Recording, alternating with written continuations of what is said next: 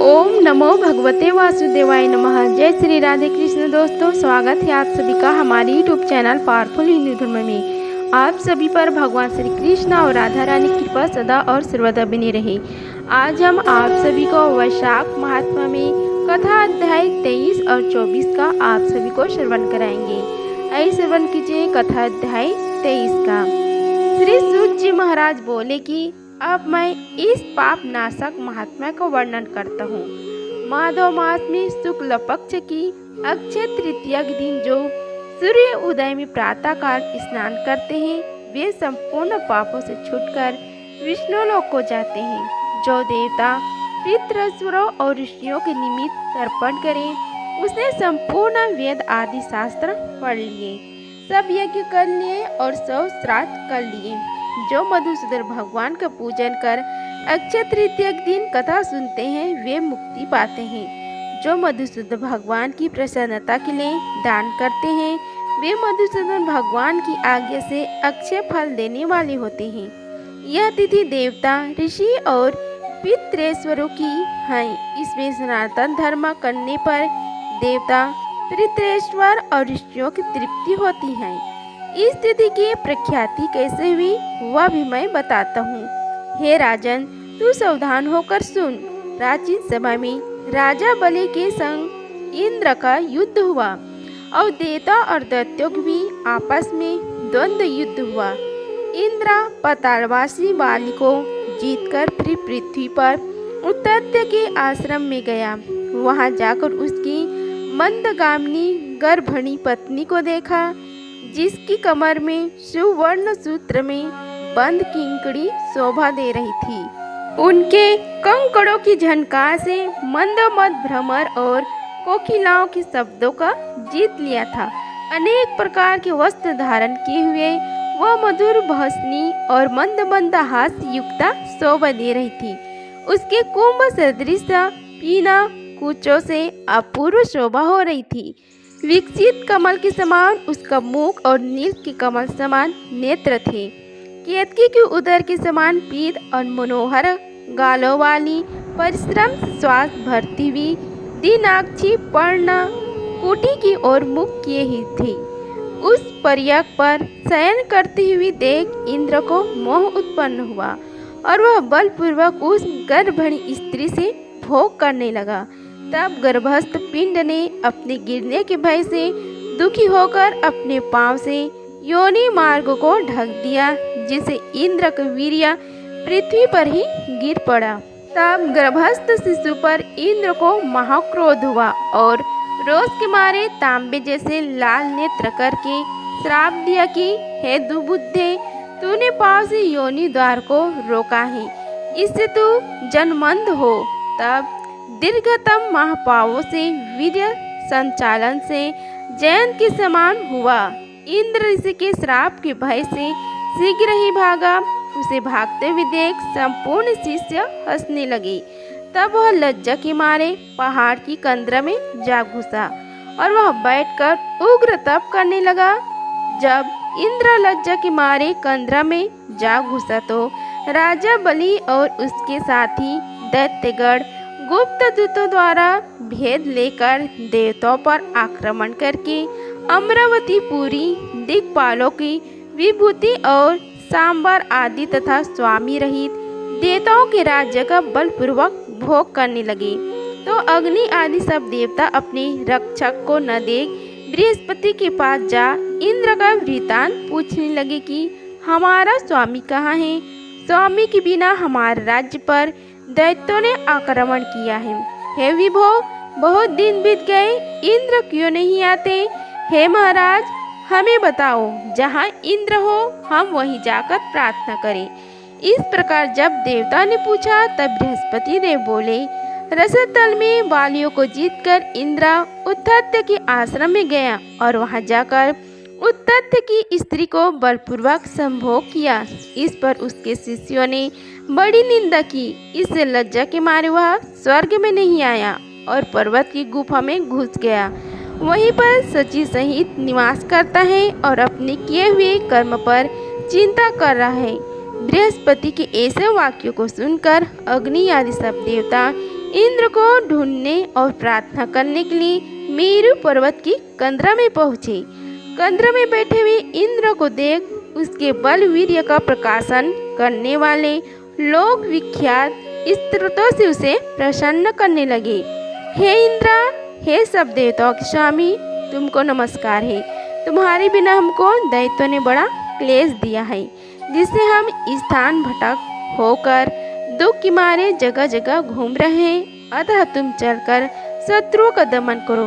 ऐसी स्तुति सुन इंद्र गुफा से बाहर आए और उनके नेत्रों ने पृथ्वी और कमर झुकाकर देखने लगा।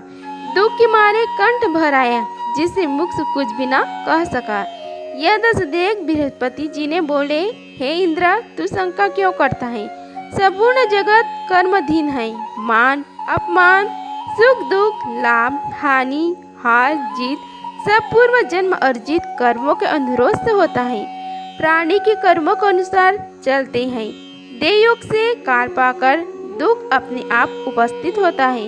बुद्धिमान मनुष्य दुख पड़ने पर कुछ चिंता नहीं करते और सुख से प्रसन्न नहीं होते। इसलिए तुमको यह दुख प्रारंभ से ही मिला है। हे इंद्र, इस दुख को पाकर तुम्हें सोच करना उचित नहीं है। गुरु की बात सुन इंद्र ने कहा कि हे मादन, पर स्त्री गमन के दोष से मेरा बल, वीर्य, यश, मंत्र शक्ति, शस्त्र शक्ति, विद्या शक्ति सब नष्ट हो गई। इन सब को खोकर मैं यहाँ गुप्त निवास कर रहा हूँ। इंद्र की यह बात सुन बृहस्पति सहित सब आपस में उसको फिर बल देने का विचार करने लगा। तब बृहस्पति जी कहने लगे कि हे मधुसूदन, भगवान की प्रिय वैशाख मास में सभी तिथियों की बड़ी पूर्ण रूप है। इसमें शुक्ल पक्ष की तृतीया अक्षय तृतीया है। जो इस तिथि में श्रद्धा पूर्वक स्नान दान आदि करता है, निसंदेह उसके सहस्त्रों पाप नष्ट हो जाते हैं तथा बल, वीर्य और ऐश्वर्य अत्यंत बढ़ते हैं। अतएव अक्षय तृतीया के दिन बलि के बैरी इंद्र द्वारा स्नान दान आदि सत्कर्म करने चाहिए, जिससे उसका हित साधन हो, जिसके प्रताप से इंद्र में विद्या और मंत्र शास्त्र में पूर्ववत शक्ति हो जाएगी। बल, वीर्य और यश भी पूर्वतः बढ़ जाएगा। देवताओं समेत बृहस्पति ने ऐसा विचार कर इंद्र से वैशाख के धर्म कराए। अक्षय तृतीया के दिन मुक्ति और भक्ति देने वाले धर्मों से पूर्ववत बल और वीर्य आदि बढ़ गए तथा पर स्त्री गमन का दोष भी तत्काल नष्ट हो गया। इस कर्म से इंद्र अपने पाप कर्मों से इस प्रकार छूट गए जैसे चंद्रमा राहु से छूटता है और वह देवताओं के मध्य पूर्ववत शोभा को प्राप्त हुआ। इंद्र ने देवताओं को संग ले असुरों को जीत अक्षय तृतीया के महात्म्य से सब वैभव से मुक्त हो अमरावती पुरी में प्रवेश किया। आगे संग तुरी आदि बाजे बजने लगे। फिर इंद्र की आज्ञा से सब देवता अपने अपने घर गए और पूर्ववत यज्ञ आदि में अपना अपना भाग लेने लगे। पितृश्वर पूर्ववत पिंड भाग प्राप्त करने लगे। राक्षसों के हार जाने पर मुनि स्वाध्याय में तुष्ट हुए। तभी से संसार में यह अक्षय तृतीया प्रख्यात है। यह देवता ऋषि पितृगण सबको संतोष देने वाली है। अतः यह सब कर्मों को काटने वाली सबसे पुण्यात्मा है। यह अक्षय तृतीया मनुष्यों को भक्ति और मुक्ति देने वाली है। इस प्रकार वैशाख मास में कथा अध्याय 23 का समाप्त हुआ। बोलो श्री हरि भगवान विष्णु की जय। आइए अब श्रवण कीजिए कथा अध्याय 24 का। श्री सूत जी महाराज बोले कि हे राजन, इन सब पूर्णवर्धनी तिथियों में शुक्ल पक्ष की द्वादशी संपूर्ण पाप नाश करने वाली है। जिसने इस द्वादशी का सेवन नहीं किया, उसके दान तप और उपोषण व्रत आदि करने से क्या फल, इष्ट पुरुष से क्या फल है, जो फल गंगा पर ग्रहण के समय सहस्त्र गौदान करने से मिलता है, वही वैशाख मास में द्वादशी के दिन योग्य ब्राह्मण को अर्पण करने से होता है। गंगा में दूध भिक्षा के समय प्रतिदिन करोड़ों मनुष्य को भोजन कराने से जो फल मिलता है, वही द्वादशी के दिन एक ब्राह्मण को भोजन देने से मिलता है। जो शुक्ल पक्ष की द्वादशी दिन एक चुटकी अन्न भी सुपात्र ब्राह्मण को देता है, उसे कोटि ब्राह्मण भोजन का फल मिलता है। जो मधु सहित तिल के पात्र का दान द्वादशी के दिन करता है, वह संपूर्ण बंधनों से छूट विष्णु लोक को चला जाता है।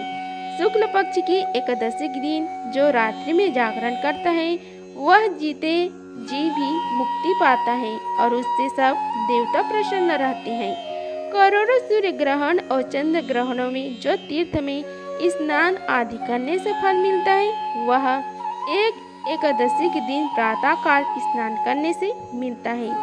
जो मनुष्य द्वादशी के दिन तुलसी के कोमल पत्रों से विष्णु भगवान का पूजन करता है, वह अपने 7 कुलों का उद्धार करके श्री हरि विष्णु लोक को जाता है। जो कोई वैशाख मास में द्वादशी के दिन बच्चे सहित गौदान करे, वह अपने कोटि कुलों का उद्धार कर विष्णु लोक का अधिकारी होता है।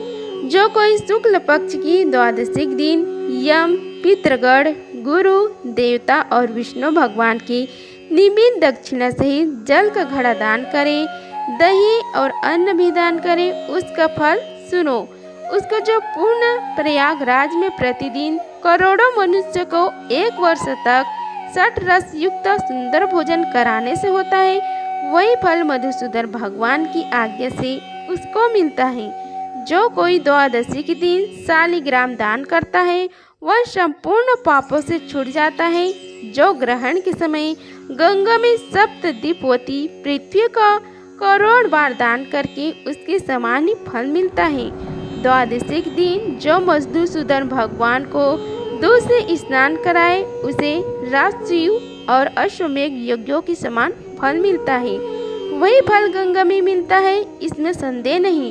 त्रयोदशी के दिन जो दूध और दही मिलाकर विष्णु भगवान का पूजन करें, उसमें शर्करा, मधु, घृत मिला मधुसूदन भगवान की प्रसन्नता के लिए भक्ति पूर्वक पंचामृत से भगवान को स्नान करावे, वह अपने सब कुलों का उद्धार कर विष्णु लोक को जाता है। जो संयम काल के समय विष्णु भगवान की प्रसन्नता के निमित्त शरबत दान करे, उससे पहले पाप से ऐसे दूर हो जाते हैं जैसे सर्प अपनी पुरानी कैचली छोड़ देता है। संयम काल के समय जो रसीले ककड़ी दान करे, वह उसके रस के प्रताप से कर्म बंधनों से मुक्त पाता है। जो कोई ईख अथवा आम दान करता है, उसके कुटुंब में 100 पीढ़ी तक बराबर संतान चलती रहती है। जो द्वादशी के दिन संयम काल के समय चंदन आदि दान करे, वह आने वाली व्याधियों से सदैव मुक्त रहता है। हे राजन, द्वादशी के दिन शुक्ल पक्ष में जो कुछ भी पूर्ण किया जाता है, वह अक्षय फल का दाता होता है। हे राजन, इसकी प्रख्याति क्यों हुई है, यह भी मैं तेरे सामने कहता हूँ। इसके सुनने से संपूर्ण पाप दूर हो जाते हैं और अत्यंत मंगलकारी है। प्राचीन समय में कश्मीर देश में एक देवव्रत नामक ब्राह्मण हुआ था। उसकी मालिनी नाम की एक पाप रूपी पुत्री हुई। वह कन्या सत्यशील नाम से एक बड़े विद्वान ब्राह्मण से ब्याही गई। उससे विवाह करके वह अपने यमन नाम देश को चला गया। वह रूप यौवन संयुक्ता कभी भी पति की प्रिय न हुई और वह निष्ठुर उसे सदा द्वेष रखे। उसके अतिरिक्त किसी से भी कुछ द्वेष न रखे। अपने पति पर क्रोध कर वशीकरण करने की इच्छा से उसने अन्य स्त्रियों से पूछा, जिनको पहले उनके पतियों ने त्याग दिया। तब ये बोली, तेरा पति वशीभूत हो जाएगा, हमें अच्छी तरह विश्वास है। हमने तो वशीकरण की औषधि से अपने पति को वश में कर लिया। तू योगिनी के पास जा, वह सुंदर औषधि दे देगी। तू सोच विचार मत कर, तेरा पति तेरे दास के समान हो जाएगा। तब हे राजन, वह उनके कथा अनुसार योगिनी के मंदिर में जा योगिनी को अत्यंत प्रसन्न करने लगी तथा वह दुराचारणी बहुत शीघ्र ही उस कुटी में पहुंची जहां 100 स्तंभ बने हुए थे। वह कुटी बहुत लंबी चौड़ी कांतिमान थी। उसके चारों ओर झालादार कपड़ा लगा था, जिसमें गोटा किनारी लगा हुआ था। बड़ी बड़ी दीवारों में चारों ओर सफेदी हो रही थी, दीपक जगमगा रहे थे। ऐसे शोभमान स्थान में विराजित सेवा करने को आने वाली को देख रही थी। रुद्राक्ष की माला से जप कर रही थी। इस प्रकार योगिनी से जब उस स्त्री ने प्रार्थना की, तब योगिनी ने प्रसन्न हो मन को स्वच्छ करने वाले मंत्र बतलाए। तब उसने नमस्कार कर पैर की हीरों से जड़ी हुई अंगूठी, जो बहुत चमक रही थी, भेंट की, जिसमें सुंदर जड़ा हुआ सुवर्ण सूर्य की कांति के समान प्रकाश देता था। पाँव की अंगूठी देख योगिनी अत्यंत प्रसन्न हो गई। पति के अपमान से व्यथित हृदय के वृत्तांत जान हित की बात कहने लगी। यह रक्त चूर्ण संपूर्ण प्राणियों को वश में करने वाला है। यह चूर्ण अपने पति को दे, उसकी ग्रीवा ही रक्षा करना, तो तेरे पति तेरे वश में हो जाएगी और किसी के पास न जाएगा तथा तेरी दुष्ट चरित्रों को देखकर भी कुछ नहीं कहेगा। वह उस चूर्ण को लेकर अपने घर आई और संध्या समय दूध में मिलाकर वह चूर्ण दे दिया और ग्रीवा की रक्षा कर दी। कुछ विचार न किया। हे राजन, उस चूर्ण को पीने से उसे क्षय रोग हो गया, जिससे वह दिनों दिन क्षीण होने लगा और उसके गोस्थान में दुष्टघाव होने से कीड़े पड़ गए। जब कुछ दिन में पति की ऐसी दशा हो गई तो वह दुष्ट पुंजनी इच्छा पूर्वक विचरने लगी। तेज क्षीण हो जाने से व्याकुल इंद्रिय वाला वह पति रात दिन त्राही त्राही पुकारने लगा और बोला, हे स्वप्ने, मैं तेरा दास हूँ, मैं तेरी शरण में हूँ, मेरी रक्षा कर, मैं पर स्त्री की इच्छा नहीं करता हूँ। हे राजन, अपने पति के ऐसे वृत्तांत को सुनकर बहुत घबराई और सोचने लगी कि पति जीवित रहेगा तो मैं गहने कपड़े पहनती रहूँगा। ऐसा सोच दौड़कर वह योगिनी के पास गई और उससे सब वृत्तांत कहा। तब उसने पहले औषधि का दाह शांत करने के लिए निमित्त दूसरी औषधि दी। औषधि की देती ही तत्क्षण उसका पति स्वस्थ हो गया। जिससे पहले चूर्ण से उत्पन्न हुआ दाह इससे शांत हुआ। तब से पति घर में ही रहता और उसके वशीभूत हो गया। घर के काम के बहाने से उपपति घर में आकर निवास करते। इसी प्रकार सब जाति के व्यभिचारी मनुष्य घर में आते रहते, परंतु उसे स्त्री के आगे कुछ भी कहने की शक्ति न थी। इसी पाप के कारण उसके शरीर में भयानक पाप नाशक कीड़े पड़ गए। उन कीड़ों ने उसकी नाक, जीभा और दोनों कानों में छेद कर दिए। स्तन कट गए, उंगलियों की टोन बन गई और पाँवों से लूली हो गई। इस कष्ट भोग कर अंत में देह त्याग कर नरक भोगने लगी तथा 15 सहस्त्र वर्ष तक ताम्रभाण नामक नगर में दग्ध होती रही। फिर 100 जन्म तक बार बार कुत्ते की योनि में पड़ी, नाक काट रही है, कान फटे हैं, मस्तक में कीड़े पड़ रहे, पूंछ कट गई, टांग लंगड़ी हो गई। इस दशा में वह घर घर घूमती थी। पीछे सब वीर देश में पद्म बंधु नामक ब्राह्मण की दासी के घर कुतिया बनी और अत्यंत दुख से व्याकुल, कान टूटे, नाक कटी फटी और पूंछ छिन्न भिन्न, मस्तक में कीड़े भरे रहते थे तथा योनि में भी कीड़े पड़े रहते थे। इस प्रकार उस जन्म में भी अनेक क्लेशों को सहन करती थी। दैवयोग से जब कर्म फल पूरा हो गया तो वैशाख में मेष की संक्रांति में शुक्ल पक्ष की द्वादशी के दिन पद्म बंधु का पुत्र नदी में स्नान कर पवित्र हो गीले वस्त्र से घर आया। वहाँ तुलसी के स्तंभ के पास उसने अपने चरण धोए। उसी स्तंभ के नीचे वह कुतिया सो रही थी। अतः सूर्य उदय से पहले वह कुतिया उस चरणों के धोए जल में लेट गई, जिससे उसके सब अशुभ कर्म तत्काल नष्ट हो गए और पूर्व जन्म की याद हो गई। अपने पूर्व जन्म के किए कर्मों को सोच सोचकर ताप से व्याकुल होकर बेचारी करुण स्वर से त्राहि त्राहि करने लगी और भय से व्याकुल हो उस मुनि से अपने कर्मों का वर्णन करने लगी कि मैंने अपने पति को विष दिया, फिर अनेक प्रकार के दुष्चरित्र किए। हे ब्राह्मण, जो कोई धर्महीना दुराचारणी स्त्री अपने पति को वश में करती है, वह मेरी ही भांति ताम्रभाण नामक नरक में डालकर तपाई जाती है। पति ही नाथ है, पति ही स्वामी है, पति ही देवता है। उसके संग अनर्थ करके स्त्री सुख कैसे पा सकती है? जो कोई अपने पति को दुख देती है वह 100 जन्म पर्याप्त कुत्ते की योनि पावे और शरीर में असंख्य कीड़े पड़ जाते हैं। अतः हे ब्राह्मण, स्त्री को उचित है कि वह सदा अपने पति की आज्ञा माने। मैं तुम्हारे सम्मुख खड़ी हूँ। यदि तुम आज मेरा उद्धार कर दो तो फिर मुझे नीच योनि नहीं मिलेगी। हे ब्राह्मण, मैं बड़ी दुष्ट, दुराचारणी और खोटी हूँ। अपना सुकृत मुझे देकर मेरा उद्धार करो। वैशाख शुक्ल पक्ष में पुण्यों को बढ़ाने वाले द्वादशिक दिन स्नान, दान आदि, अन्न भोजन आदि जो सुकृत अपने किया वह मुझे दे दो। हे ब्राह्मण, इस सुकृत के प्रभाव से मेरी मुक्ति हो जाएगी।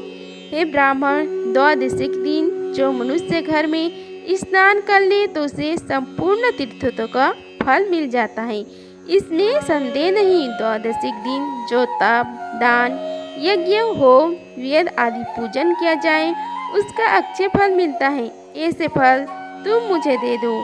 जो लोग द्वादशिक दिन उपवास करते हैं और त्रयोदशिक दिन पारण करते हैं उसी फल से अवश्य ही उन्हें मोक्ष मिलती है। हे महाभाग, हे दीनवत्सल, मैं दीन हूँ, मेरे ऊपर दया करो। हे जनार्दन, भगवान दीननाथ है, जगतपति है और तुम्हारे भी नाथ हैं। ऐसे भगवान के जन्म भी वैसे ही होते हैं, क्योंकि जैसे राजा वैसे भी प्रजा होती है। हे यमलोक के मार्ग को नाश करने वाले, मैं अत्यंत दुखी हूँ, मेरी रक्षा करो। हे दीनवत्सल, मैं तुम्हारे द्वार पर रहने वाली दिन कुतिया हूँ। यह तिथि सहस्त्र ब्रह्म हत्या, गौ हत्या और करोड़ों अगम्य गमन से उत्पन्न हुए दोषों को नष्ट कर देती है।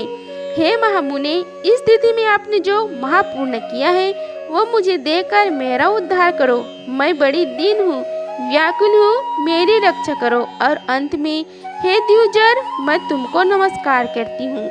ऐसे वचन सुन वह मुनिपुत्र कुतिया से बोले कि हे कुतिया, अपने किए हुए कर्मों के सुख दुख रूपी फलों को प्राणी भोगता है। हे दुराचारणी, शूद्र क्या करेगी जिसने रक्षा, चूर्ण आदि द्वारा अपने पति को वशीभूत किया। साधु के प्रति जो पाप करता है वह उसी को दुख देता है, और जो पूर्ण करता है वह उसी को दुख को हरण करता है। पापी के लिए मनुष्य जो कुछ करता है वह पाप और पूर्ण दोनों को नष्ट करता है। जैसे मिश्री मिला दूध सर्प को पिलाने से केवल विष ही बढ़ता है, ऐसे ही पाप कर्म है। जब मुनिपुत्र ने ऐसा कहा तब कुत्या अत्यंत दुख पा ऊंचा मुख करके चित्कार करने लगी और उसके पिता से कहने लगी, हे पद्य बंधु, तुम्हारे द्वार पर पड़ी हुई मैं कुतिया हूँ, अतः मेरी रक्षा करो। मैं तुम्हारे उच्चिष्ट रोटी नित्य खाती हूँ, मेरी रक्षा करो। क्योंकि गृहस्थी महात्माओं के घर पर जो पड़े हैं उनका उद्धार करना आवश्यक कर्तव्य है, ऐसा वेदांतों का मत है। चंडाल कुत्ता ये सदा गृहस्थों के दया पात्र है और बलि भोजी है। अपने पाले हुए असमर्थ रोग से पीड़ित का जो उद्धार नहीं करते वे अवश्य नरक में पड़ते हैं, इसमें संदेह नहीं है। यह वेद वेताओं का मत है। जब संसार का कर्ता एक ही परमात्मा है, वह सबको रचकर स्वयं सब जीवों को दार आदि रूप से पालन करता है, अतएव अपने पाले हुए की रक्षा करना भगवान की आज्ञा है। उस पोष से रक्षा रूप भगवान की आज्ञा को उल्लंघन कर जो अज्ञानी बने हैं वह भागवत कोप से अपने सर्वस्व को नष्ट कर अंत में नरकगामी होते हैं। यह कर्म कर्तव्य है और तुम दयालु हो, अतएव मुझे दुर्बुद्धि का उद्धार करो। घर के भीतर दुख से आर्द्र कुत्या के ऐसे वाक्य सुनकर पति बंधु शीघ्र ही घर से बाहर आए और कुत्या से पूछने लगी, क्या बात है? तब पुत्र ने सब कथा वर्णन की तो अपने पुत्र के वचन सुन विस्मित हो कहने लगा, मेरा पुत्र होकर तूने यह क्या कहा? हे पुत्र, साधुओं को ऐसा वाक्य कहना अनुचित है। अपनी ही आत्मा का सुख देने वाले पापी औरों से तिरस्कृत किए जाते हैं। हे पुत्र, देखो संपूर्ण प्राणी परोपकार के ही लिए हैं। चंद्रमा, सूर्य, पवन, पृथ्वी, अग्नि, जल, चंदन, वृक्ष और महात्मा लोग सभी परोपकार में स्थित हैं। हे पुत्र, दधीचि ने देवताओं के उपकार के लिए दैत्यों को महाबली जान अपनी हड्डी निकाल को दे दी। राजा शिवी ने कबूतर के बदले अपना मांस काट कर दे दिया। जब भूखे सेन ने कबूतर के ऊपर छलांग मारी थी, जिमतुवाहन नामक एक राजा पृथ्वी मंडप पर पड़ा हुआ था। उसने भी महात्मा गरुड़ के लिए अपना जीवन दिया। अतः विद्वान ब्राह्मण को सदा ही दया करना चाहिए। मेघ शुद्ध स्थान पर बरसता है तो क्या अशुद्ध स्थान पर नहीं बरसता? क्या चंद्रमा चंडाल के घर प्रकाश नहीं करता? इसलिए बार बार प्रार्थना करती हुई इस कुतिया के दुख को अपने पुण्य के प्रभाव से दूर करेगा। जैसे कीचड़ में फंसी गाय को निकालते हैं, इस प्रकार पुत्र को समझाकर स्वयं पद्म शर्मा ने प्रतिज्ञा की, हे कुतिया, मैं तेरी निमित्त 12 दिन का पुण्य देता हूँ। तू अपने सब पापों से छूट विष्णु लोक को जा। इतना कहते ही हे राजन, वह कुतिया अपने जीर्ण शरीर को त्याग दिव्य वस्त्र आभूषण पहन सूर्य के सदृश प्रभाव वाली सावित्री के समान हो ब्राह्मण से आज्ञा मांग 10 दिशाओं में प्रकाश करती चली गई। स्वर्ग में अनेक प्रकार की महाभोगों को भोग, पृथ्वी पर नारायण भगवान के अनुग्रह से वैशाख शुक्ल 12 के प्रभाव से उर्वशी नाम की श्रेष्ठ अंगों वाली देवताओं की प्रिय अप्सरा हुई, जिसे योगी जन योग द्वारा प्राप्त करते हैं। ऐसे अग्नितुल्य प्रकाशित श्रेष्ठ परमार्थ रूप को प्राप्त कर संत जन भी मोहित हो जाते हैं। उसी रूप को कुतिया ने प्राप्त किया। तत्पश्चात पद्म बंधु ने मधुसूदन भगवान की प्यारी पूर्ण बढ़ाने वाली इस तिथि को संसार में प्रख्यात किया। करोड़ों सूर्य ग्रहण और चंद्र ग्रहण से भी अधिक पुण्य रूपी और सब यज्ञों से अधिक ऐसे यह तिथि ब्राह्मण ने तीनों लोकों में सिद्ध कर दी। इस प्रकार वैशाख मास में कथा अध्याय 24 का समाप्त हुआ। बोलो श्री हरि भगवान विष्णु की जय। अगर आप सभी को यह वीडियो अच्छी लगी होगी तो वीडियो को लाइक कीजिए, चैनल को सब्सक्राइब कीजिए और कमेंट बॉक्स में जय श्री हरि लिखिए। धन्यवाद। मिलते हैं अगले वीडियो में, तब तक के लिए जय श्री राधे कृष्णा।